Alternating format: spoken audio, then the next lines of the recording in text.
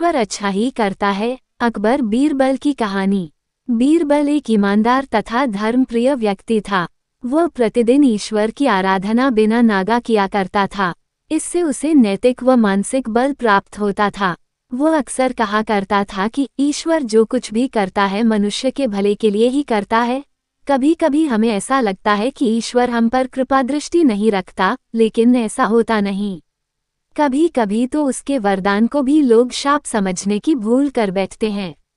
वो हमको थोड़ी पीड़ा इसलिए देता है ताकि बड़ी पीड़ा से बच सकें। एक दरबारी को बीरबल की ऐसी बातें पसंद न आती थीं। एक दिन वही दरबारी दरबार में बीरबल को संबोधित करता हुआ बोला, देखो, ईश्वर ने मेरे साथ क्या किया। कल शाम को जब मैं जानवरों के लिए चारा काट रहा था तो अचानक मेरी छोटी उंगली कट गई। क्या अब भी तुम यही कहोगे कि ईश्वर ने मेरे लिए यह अच्छा किया है? कुछ देर चुप रहने के बाद बोला बीरबल, मेरा अब भी यही विश्वास है, क्योंकि ईश्वर जो कुछ भी करता है मनुष्य के भले के लिए ही करता है। सुनकर वह दरबारी नाराज हो गया कि मेरी तो उंगली कट गई और बीरबल को इसमें भी अच्छाई नजर आ रही है। मेरी पीड़ा तो जैसे कुछ भी नहीं। कुछ अन्य दरबारियों ने भी उसके सुर में सुर मिलाया। तभी बीच में हस्तक्षेप करते हुए बादशाह अकबर बोले, बीरबल, हम भी अल्लाह पर भरोसा रखते हैं, लेकिन यहाँ तुम्हारी बात से सहमत नहीं। इस दरबारी के मामले में ऐसी कोई बात नहीं दिखाई देती जिसके लिए उसकी तारीफ की जाए। बीरबल मुस्कराता हुआ बोला, ठीक है जहाँपनाह, समय ही बताएगा। अब 3 महीने बीत चुके थे।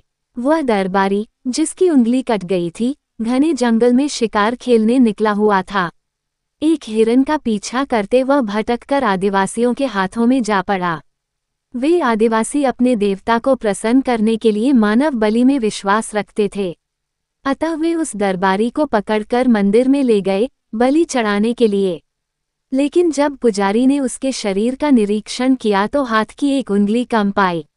नहीं, इस आदमी की बलि नहीं दी जा सकती।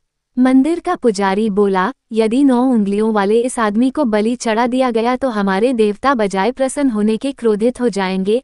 अधूरी बलि उन्हें पसंद नहीं। हमें महामारियों, बाढ़ या सूखे का प्रकोप झेलना पड़ सकता है। इसलिए इसे छोड़ देना ही ठीक होगा। और उस दरबारी को मुक्त कर दिया गया। अगले दिन वह दरबारी दरबार में बीरबल के पास आकर रोने लगा।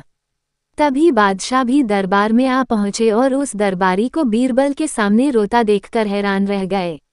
तुम्हें क्या हुआ, रो क्यों रहे हो? अकबर ने सवाल किया। जवाब में उस दरबारी ने अपनी आपबीती विस्तार से कह सुनाई।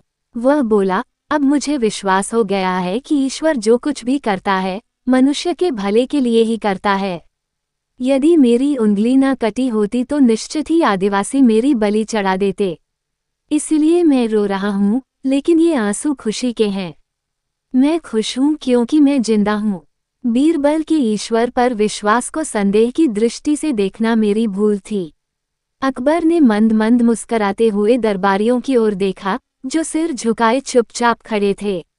अकबर को गर्व महसूस हो रहा था कि बीरबल जैसा बुद्धिमान उसके दरबारियों में से एक है।